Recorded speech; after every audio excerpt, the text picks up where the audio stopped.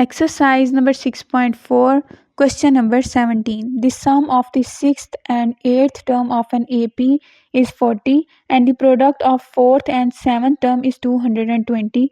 Find the AP.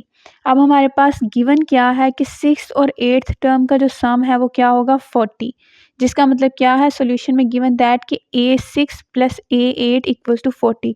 पहले मैंने बताया था कि टर्म्स को हम A से जाहिर करते हैं, तो उसके अलावा product of fourth and seven term, मतलब अगर हम दोनों टर्म का प्रोडक्ट लें तो वो क्या है 220। अब सॉल्यूशन था कि given that A6 plus A8 equal है 40 के, A6 को हम लिख सकते हैं A प्लस 5D और प्लस A8 को लिख सकते हैं A plus 7D equals to 40। अब A प्लस A हो गया 2A plus 5D plus 7D हो गया plus 12D which is equal to 40। एक 2 कॉमन लेंगे, ब्रैकेट में बचेगा A plus 6D equals to 40। अब 2 राइट साइड पे जाके डिवाइड हो जाएगा तो हमारे पास आएगा A plus 6D equals to 20। इसको नाम दे दें इक्वेशन नंबर 1 का। Also it is given that, और क्या चीज़ गिवन थी कि दो टर्म फोर्थ और सेवन्थ जो दो टर्म्स हैं उनका प्रोडक्ट लें तो वो क्या है 220, मतलब A4.87 इक्वल है 220 के। A4 को लिखा जा सकता है A प्लस 3D और A7 को लिखा जा सकता है A plus 6D which is equal to 220। अब A प्लस 3D वैसे ही आ गया, A प्लस 6D हमने ऊपर इक्वेशन नंबर 1 में फाइंड आउट किया था जो कि क्या था 20 which is equal to 220 from 1। A plus 3D equals to 220।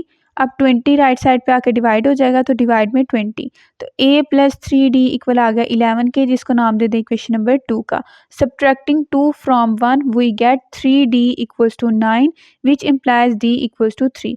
Put D equal to 3 in 1 we get, अब इक्वेशन नंबर 1 में D की तो वैल्यू आ गई ना, अब A की निकालने के लिए ये प्रोसेस कर रहे हैं। तो A प्लस 6 ब्रैकेट में D की जगह पे 3 equals to 20, A plus 18 equals to 20, तो which implies A equals to 2, मतलब कि A1 फर्स्ट टर्म भी इक्वल किसके है 2 के। अब दूसरी और तीसरी टर्म निकालते हैं, मतलब हमने पूरा AP निकालना है। AP का मतलब है कि हमने एक सीक्वेंस फाइंड आउट करनी है, तो A2 equals to A1 plus D which is equal to A1 की जगह पे 2 प्लस 3 इक्वल्स टू 5। इसी तरह A3 equals to A1 plus 2D equals to 2 plus 2D की जगह पे 3 इक्वल्स टू 8।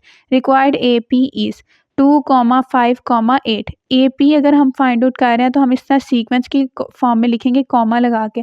अगर हमें कहा जाए कि हमने सम फाइंड आउट करना है, सीरीज़ फाइंड आउट करनी है, तो हमने इनके दरमियान में प्लस का भी सिंबल लगाना होता है।